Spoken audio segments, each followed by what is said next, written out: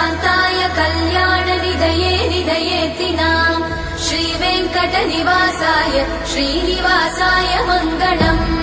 लक्ष्मी सविभ्रमालोकसुभ्रूविभ्रमचक्षुषे चक्षुषे सर्वलोकानां वेङ्कटेशाय मङ्गलम्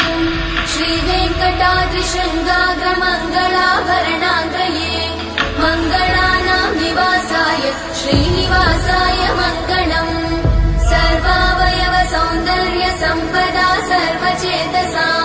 सदा सम्मोहनायास्तु वेङ्कटेशाय मङ्गलम् नित्याय निरवध्याय सत्यानन्दचिदात्मने सर्वान्तरात्मने श्रीमद् वेङ्कटेशाय मङ्गलम् स्वतः सर्वविदे सर्वशक्तये सर्वशेषिणे सुलभाय सुशीलाय वेङ्कटेशाय मङ्गलम् परस्मै ब्रह्मणे पूर्णकामाय परमात्मने प्रयुञ्जे परतत्त्वाय वेङ्कटेशाय मङ्गलम् आकालतत्त्वमशान्तमात्मनामनुपश्यताम् अतृप्त्यमृतरूपाय वेङ्कटेशाय मङ्गलम् प्रायस्वचरणौ पुंसां शरण्यत्वेन पाणिना कृपया दिशते श्रीमद् वेङ्कटेशाय मङ्गलम् दयामृततरङ्गिण्यास्तरङ्गैरिव शीतलैः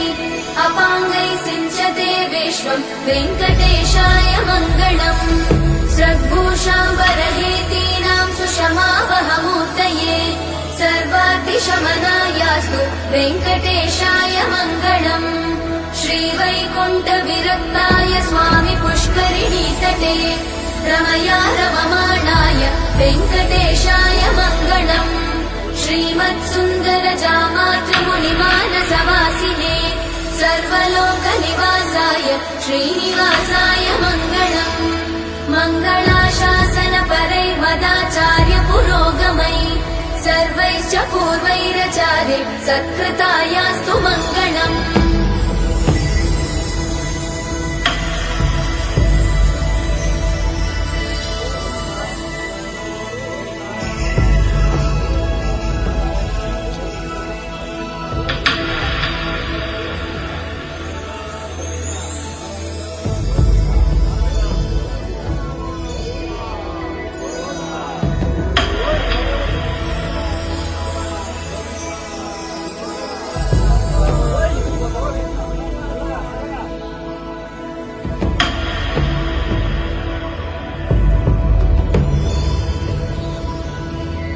श्रियकान्ताय कल्याणनिधये निधयेतिनाम् श्रीवेङ्कटनिवासाय श्रीनिवासाय मङ्गलम्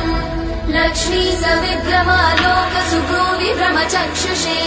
चक्षुषे सर्वलोकानां वेङ्कटेशाय मङ्गलम् श्रीवेङ्कटाद्रिशृङ्गाग्रमङ्गलाभरणाग्रये मङ्गलानां निवासाय श्रीनिवासाय मङ्गलम् सर्वावयव सौन्दर्य सम्पदा सर्वचेतसां सदा सम्मोहनायास्तु वेङ्कटेशाय मङ्गलम् नित्याय निरवध्याय सत्यानन्दचिदात्मने सर्वान्तरात्मने श्रीमद् वेङ्कटेशाय मङ्गलम् स्वतः सर्वविदे सर्वशक्तये सर्वशेषिणे सुलभाय सुशीलाय वेङ्कटेशाय मङ्गलम् परस्मै ब्रह्मणे पूर्णकामाय परमात्मने प्रयुञ्जे परतत्त्वाय वेङ्कटेशाय मङ्गलम् आकालतत्त्वमशान्तमात्मनामनुपश्यताम् अतृप्त्यमृतरूपाय वेङ्कटेशाय मङ्गलम्